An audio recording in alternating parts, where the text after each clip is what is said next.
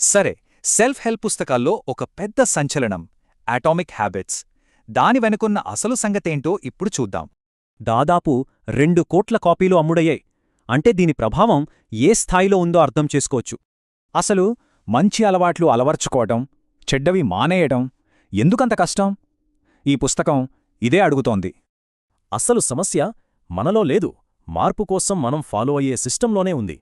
పెద్ద పెద్ద మార్పులు కాదు, రోజూ చేసే చిన్న చిన్న పనులే మనల్ని గెలిపిస్తాయి అంటుంది పుస్తకం. ఇక్కడే అటామిక్ హ్యాబిట్స్ వెనుకున్న మ్యాథ్ వస్తుంది. అదే ప్రతిరోజూ 1% బెటర్ అవ్వడం. ఒక్క ఏడాది పాటు రోజూ 1% మెరుగైతే ఏకంగా 37 రెట్లు బెటర్ అవ్వొచ్చు తెలుసా? అయితే మరి అంత పవర్ఫుల్ అయితే మనకు ఫలితాలు వెంటనే ఎందుకు కనిపించవు? ఎందుకంటే మార్పు మొదట్లో కనిపించదు. ఈ స్టేజ్నే వ్యాలీ ఆఫ్ డిసప్పాయింట్మెంట్ అంటారు. అందుకే ఫోకస్ మార్చాలి. ఏం సాధించాలనే దానికన్నా ఎవరు అవ్వాలనుకుంటున్నామో దానిపై దృష్టి పెట్టాలి.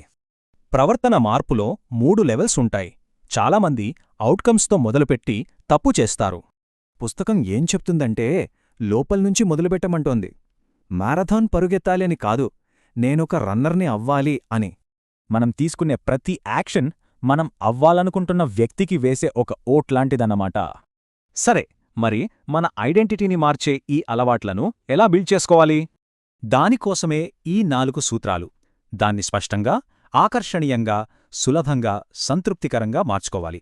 ఈ సూత్రాలు మన బ్రెయిన్ ఫాలో అయ్యే సహజమైన హ్యాబిట్ లూప్ని టార్గెట్ చేస్తాయి. ఇదే ఫ్రేమ్వర్క్ని రివర్స్లో కూడా వాడొచ్చు. చెడ్డ అలవాట్లను వదిలించుకోవడానికి ఈ సూత్రాలను తిరగేస్తే సరి. చివరిగా ఇదంతా ఒకే ఒక్క పవర్ఫుల్ ఐడియా చుట్టూ తిరుగుతుంది.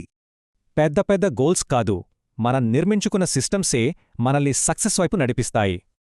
అయితే ఈరోజు మనం చేసుకోగల ఆ 1% మార్పు ఏంటి? అదే మన భవిష్యత్తును మార్చొచ్చు.